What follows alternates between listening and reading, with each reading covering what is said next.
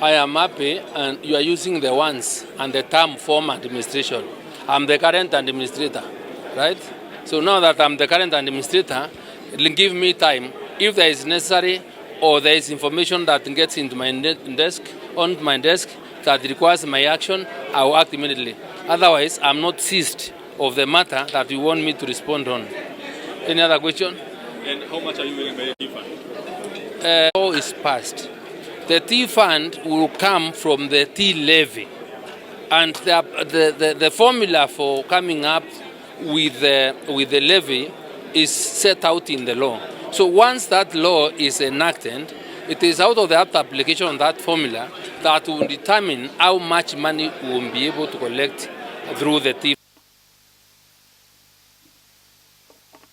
So that the farmer does not always end up suffering because of the fluctuations of the dollar and poor market prices of a commodity in those areas that we export our tea.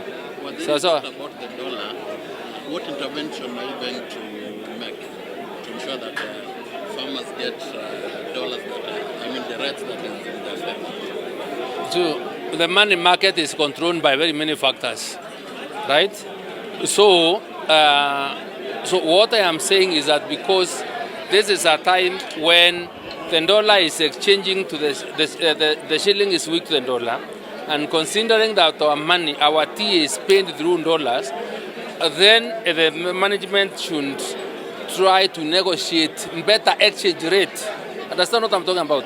Better exchange rate for the dollar, because we are the ones, Katie is the one that has the dollar, and if the dollar in the market here is exchanging for maybe 127 shillings, then there is no reason to why the banks should pay or buy the Indian dollar at 119. But that's how we are losing money that would have really gone to the farmer. So that is what I'm saying now, and a mechanism is what I want them to put in place to see how they can be able to get better exchange rates for the dollars that they have.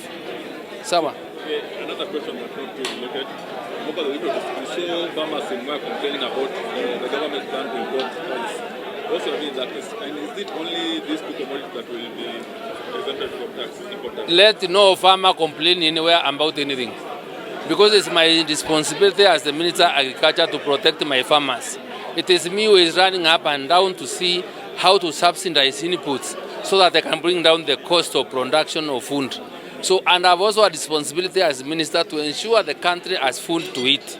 So, whatever we are doing on mechanisms we are putting in place are well informed by data and information, so that at least at no time should Kenyans run or sleep hungry. So, at no time should Kenyans or our farmers lose out of certain measures that we take. So we are in control, we are in charge, and we are balancing situations. So nobody should worry.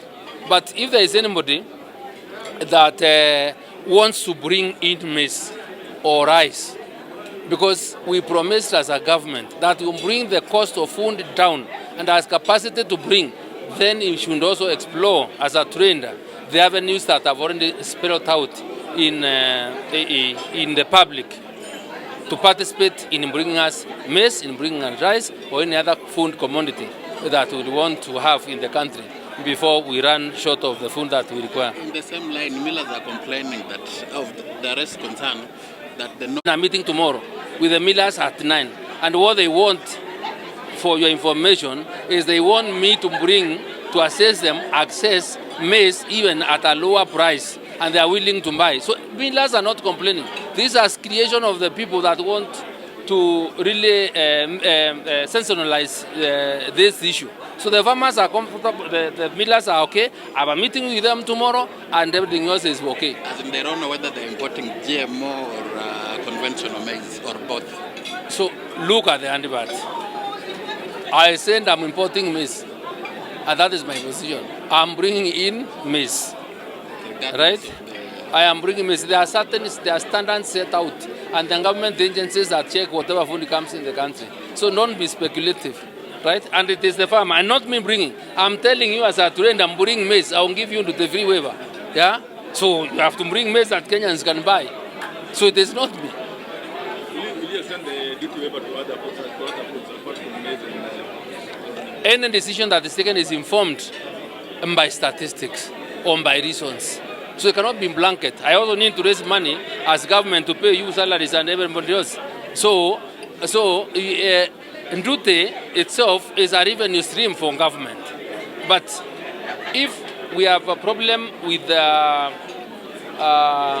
maize in the country, and when we apply Nduti on the maize, we do not bring in the cost. That is why then government will give reprieve, so that now this one is extended to our people, for them to afford food at a lower cost.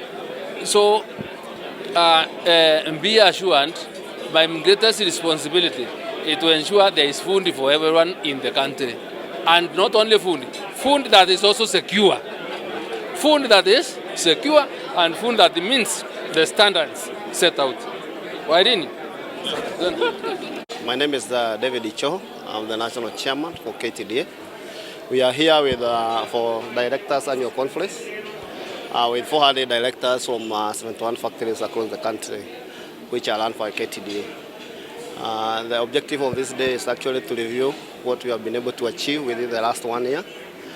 We take note that the directors have come into office for the last 18 months, and the year the review ended at 30th June 2022.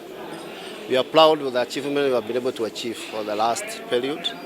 As you already aware, we have done several reforms, including introduction of reserve price, which has given us a lot of benefit in terms of revenue.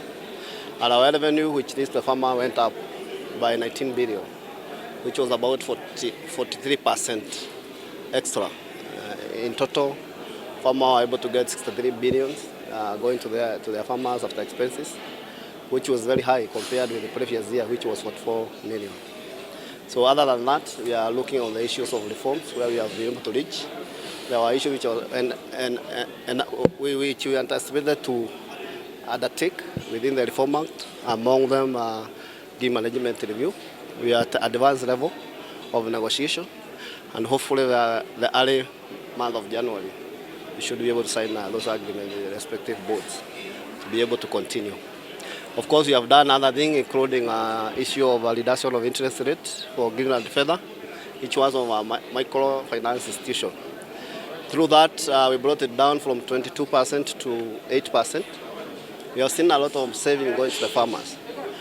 For the 1 year, at the review, about 295 million we are able to save for the farmer through various interest rates they could have paid within our institutions.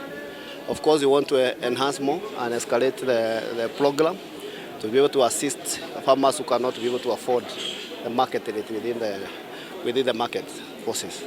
Of course, we have heard the minister has talked about our contribution towards the economy, and in particular the issue of forex. And the minister is keen to see that we're able to get the best value for our US dollars that we're able to realize which will come to the farmers. So be able to review administratively some of these issues and challenges to be able to create more opportunity for farmers going forward. So it's a great day for us.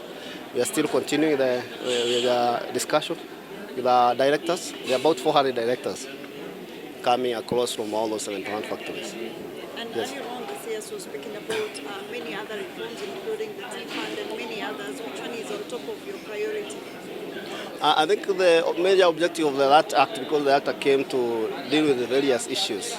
Unfortunately, some of the act were taken to court. There are things that the tea fund has talked about.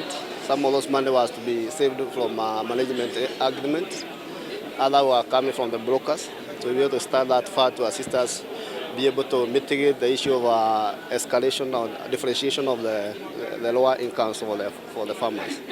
Ideally, those are some of the issues. Among the other issues that we are doing, the Tea Act had some provisions which we find sometimes a challenge in implementation. For instance, we say every tea must go through auction, 100%. That will become untenable, and I think some of these are the issues that we are also going to discuss with our legislature, with our government, so that where we need to fine-tune the law, we will be able to engage fruitfully and be able to focus forward. I've heard the minister has talked about that he's going to form a task force to be able to midwife the arbitration process with the various stakeholders so that we can be able to get gain situation and ensure the farmer does not suffer with the constraints of the law and other administrative policies. Another thing that I wanted to do is the formula that is regulated for There is a clear motivation. There was some of the savings which will come from the farmers. I think we are paid 2.5 to the management fee, which was to reduce 1.5. That 1% will come from there. There was other which was to come from the tea brokers, I think 0.25. So we can check the facts as per provision of the Act. I think the government will also bring other forms of in your own estimation, how much are you willing to, how much will be brought to the tea farmers? I know it's a matter of the law. Of course, there are discussion of sustainability of areas, especially the KTDMS. When we do our evaluation and calculation, first of the thing we need to restructure KTD. But even restructure of that KTD is not possible because somebody have already gone to court and stopped that. So ideally we'll have to rationalize expenditures. And those are the issues that we find ourselves antagonized between how do you help the KTD, because KTD also must remains strong to be able to serve. So the rationalization of staff is an issue we cannot be able to go ahead until the law is able to be dealt with. And of course we are talking about the livelihood of people. So we must be able to engage. Even the factory have other challenges, including the high labor cost. You heard it's about 21%, which is still high. So ideally when we sit down with the board and also plus all the stakeholders, we should be able to come with a solution. There's no easy way out. But I believe when people sit and listen together, we can be able to come at an agreeable solution. Another issue, the auditing of KTDA and its subsidiaries has taken 1 year, and for now, I believe that at least you have gotten maybe a projection of what should be expected. Yes, we did. We did all the audit, and but when the audit done, there was some final area that they had not done properly in terms of quantifying various cases.